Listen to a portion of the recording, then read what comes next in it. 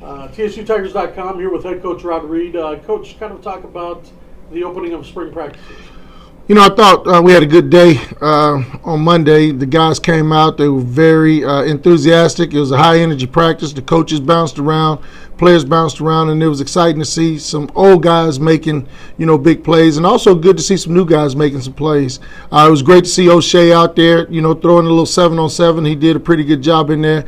And Treon, to be, a couple of semesters removed from football, he threw the ball extremely well in practice on Monday. What are some of the big, you talk about, obviously Treon, but, you also had a couple other transfers come in, new guys coming in at semester. What are some of the big things for them coming into the spring?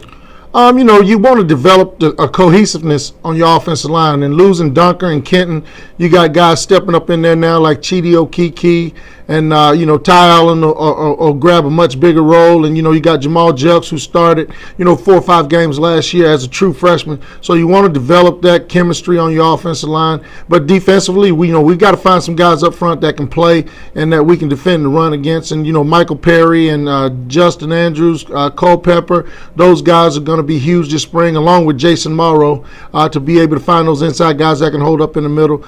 Ebo is coming off of an elbow surgery. He's limited in what he can do. Del Porter will miss the spring, with the shoulder injury, but it's not a major injury, so we expect him to be back 100% pretty soon.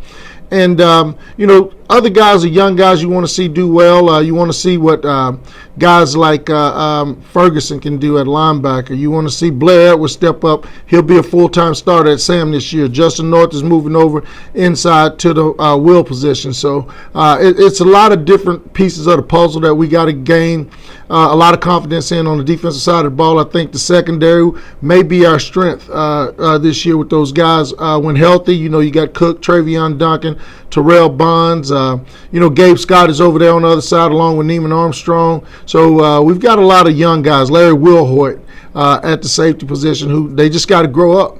They're very talented. We're very talented on the back end. LaKalen Holland is another one. So we want to develop a lot of chemistry on both sides of the ball. We got a lot of teaching to do. We're stressing a lot of fundamentals the early part of spring ball. But we also want to assess who can be playmakers for us, who can step in and play for us, and help us win a conference championship.